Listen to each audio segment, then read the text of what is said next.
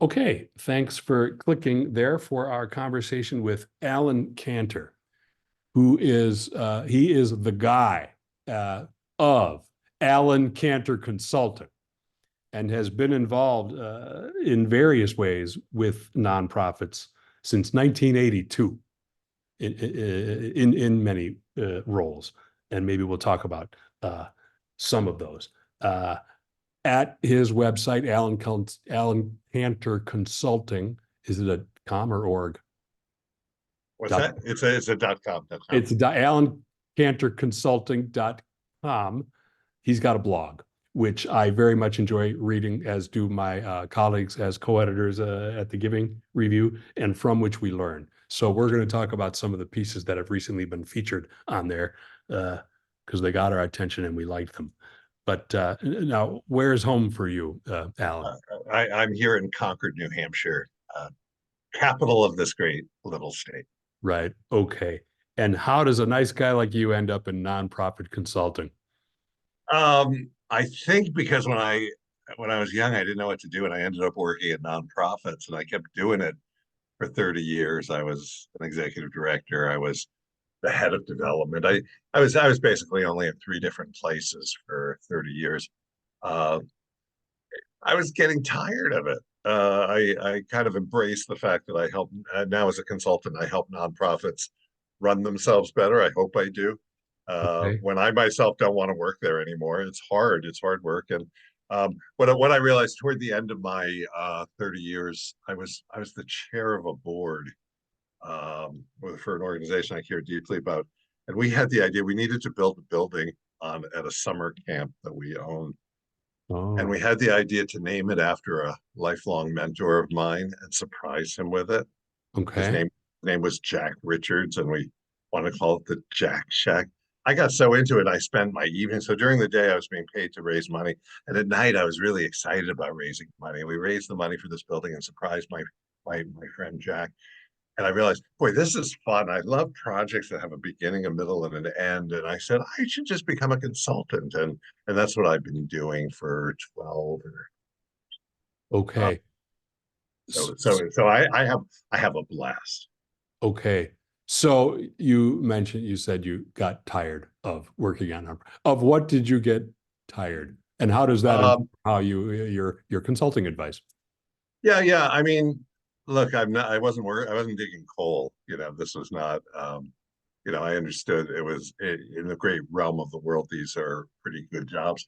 I think I couldn't handle one more board meeting for an organization that I was part of. I don't think I could write one more annual appeal letter. It just got pretty old. I kind of knew when the fastballs were coming. I knew when the curveballs were coming. It wasn't exciting or interesting to me. Um, and of course, again, I'm in board meetings all the time, and I love it. But it's usually because I'm leading a conversation that I, as the consultant, think is Uh, interesting. okay. Yeah. So what has changed? It sounds to me, by the way, you put a timeline on getting tired. Did the nonprofit world change in the time since you started? Or I mean, the way Well, you're talking was like eh, you changed, you got sick of it. But was it because it was the same, or did it change over the well, time? well, I do think maybe when people are in their mid 50s or so, they start saying, what's my last act here, and that was what I did. So it would have happened. But I mean, there've been some real changes. Like I became an executive director on my 27th birthday. I was really young Yeah. for this. It was a tiny organization where I was working. And I remember I didn't know anything about fundraising, and the board um, uh, leaders, or one of them, the head of our finance committee, explained to me the 80-20 rule, where 80% of the money came from 20% of the people. And I kind of realized, okay, it's about major donors. That is so quaint now. So one of the big differences is because of the rising wealth inequality. It's 95-5 now, maybe 98-2. So there's much more power.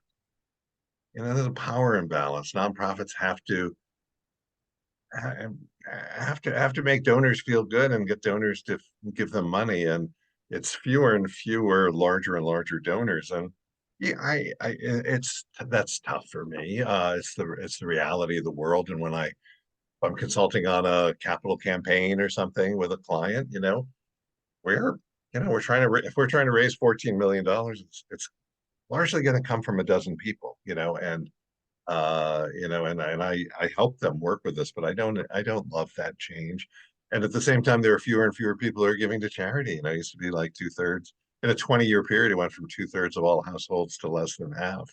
So there's a disengagement of the larger community from the nonprofits, which is saddening, I suppose.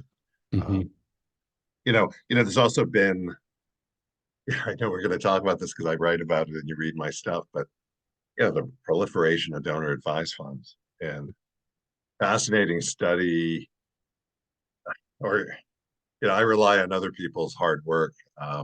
James Andrioni from University of California, San Diego, and Ray Madoff from Boston College had a report that showed that in the late 80s, 6% of money went to private. When we talk about charitable giving, 6% went to donor advised funds and private foundations, and now it's over 40%. Hmm. This is a sea change, so that's really hard. It's not going from the wealthy donor to the deserving nonprofit. It's going into these engines. Hmm. That's a huge change. Hmm. One that I squawk. Right. So, well, when you mentioned the 12 donors or whatever, are there positives to if you can get the money from the 12? Is there more security in that? Is it easy? Is there an efficiency in having to convince, Yeah, persuade a smaller number of people, or any yeah, positives to that? yeah. I suppose. I mean, that's a good. That's I'm an ebullient guy, but I'm really a glass half empty individual. Like I go to the dark side very quickly, even though I tell funny jokes about it. Sure, if you get them in your corner, but you know, it's I tell people, roughly, depending on how you do the calculation, 70 to 85% of money comes from donated to charity, comes from individuals, living, dead, through their donor advised funds, through their small family foundations. Um, if you get what you need from 10,000 people, that's much more reliable than getting it from 10 people. Because if you alienate one person, you just lost a big chunk of money. So I could see the point of that, and I actually I appreciate sort of the magic of talking to somebody who can make an appreciable difference. Yeah. I was doing I work with small nonprofits. I work with small and I guess medium-sized nonprofits. I was helping a public library raise $5 million in rural New Hampshire. It was a small town, small city in New Hampshire. I remember going to I was doing a feasibility study, going around talking to folks, and this fellow I talked to, he said, I see on your gift chart the top gift is 20%. It's $1 million out of 5 million. I said, yeah. He said, I'd make that 25%. I said, you would? He said, yeah, I would. And it was this little You, dance, this little you won the kabuki lottery. dance. Yeah. And his eyes twinkled because he was saying, I'm the guy. I could do more than 20%. I'm just Yeah. letting you know. And in fact, he did. And like from a personal level, that's kind of fun and it's exciting. And it is efficient. Efficiency is not necessarily better. Yeah. Yeah. Sometimes DAF providers say they offer efficiencies in terms of management of the money and so forth. But okay, let's accept that as true. They help you manage. They do the back office for. Right, right. What would some of the? I think you referenced some of the negatives from the viewpoint of a DAF. I'm sorry, of a small nonprofit. Yeah. Harder to raise money from DAFs and why? I mean, do people give money because they have to satisfy or what's the real beef here? Yeah. Well, I mean, I think there's less money flowing from the donor community to what I'll call the working nonprofits, the ones who are, you know, feeding people and putting on concerts and teaching kids all this, stuff that nonprofits do. When 41% or so of the money is going into these intermediaries, there's just less money coming out at the end. They Mhm. are, they are warehouses for charitable money. And there's no requirement that DAFs ever get the money out the door. There's no annual requirement. They can't go back to the donor, but the money can sit there. And some of the institutions that are the sponsors, well, they have a vested financial interest in the money staying there, and they can continue taking fees, Yeah. including people's financial advisors. Yeah. Are So, you more free? And I'll get to the piece you wrote on DAFs, which is going to be the yeah. answer to the second question, I think. But are you more free to offer up a criticism or two of DAFs than executive directors, current executive directors of nonprofits? It seems Oh, hard to oh, find oh, the uprising of anger on the part of actual grant recipients or former grant recipients, I guess, now that there's not as much money flowing around. But goodness, they've not invented a scientific instrument wide enough to show how much freer I am than somebody who yeah, runs a nonprofit. I mean, look, and sometimes I've talked to journalists. They say, "Could we hear it from a nonprofit leader?" yeah, yeah, I say, "Well, I need to find somebody who's retiring next week and dying next month." It's because we are beholden. We the nonprofit community don't want to alienate our donors, and many of them feel like if you criticize donor advised funds, which almost all of them use, then you're impugning their reputation.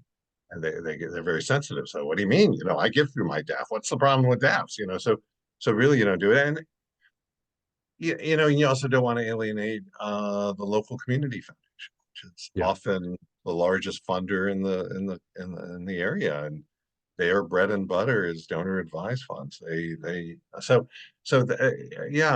Nonprofit leaders do not talk about these things. So I feel like I can say it for them. Yeah. You see the entire staff of Alan Cantor Consulting behind me here. This is just me. Got my name on it. Yeah. Yeah. Uh, This is the I do world I do headquarters. have clients. There are a handful through the years who wouldn't touch me because I'm kind of controversial, but most of them really appreciate. They come up to me at conferences and whisper in my ear, "Thank you. You're so brave to say these things." I'm thinking, no, bravery is somebody who runs into a building and saves babies, Yeah. a burning building. I mean, it should not require bravery to say that there should be there should be some reform of how donor advised funds operate. Yeah. But And you got one or two top reforms. I know there's a list or whatever, but well, I mean, the big problems are there's no spending requirement. I've supported, I've supported the effort, which I think is fairly modest, called the ACE Act, the Accelerating Charitable Efforts Act, that died in Congress in the last Congress, which required money to be spent out 15 years after it was put in. I mean, I think that's pretty generous. That's essentially a generation. And in fact, people could keep it there, but they wouldn't get a charitable deduction until the money actually went out the door. mhm. And people were telling me, "Oh, I didn't understand charity. I'm un-American. I'm anti-charity." Come on, guys. So part of it is getting the money out the door. And the other thing, and there are a lot of little issues, but there's no transparency whatsoever. We don't know when the DAF industry or a particular sponsor says, "Well, our donors are spending 22% or 23% a year. What's your problem?" There's no account by account um, revelations. They don't say, so Disclosures. essentially, that's right. So there's no, there are two problems with this from a public policy standpoint. Averages don't mean anything because if you and I both had DAFs of $100,000 and you were a good guy and you you put $100,000 out in 1 year and I didn't give out one penny, well, on average, Mike, you and I gave out 50%. Aren't we generous? So there are a lot of inactive or underperforming DAFs, and we should know about that. But the other thing is it's a way for people to kind of hide monies. Private foundations put money into DAFs that count as a grant, but who knows what happens to it then. Sometimes people fund what some of the public would consider unsavory or nefarious organizations, and there's just no record. It just is, it's an anonymous grant. So lack of transparency and lack of payout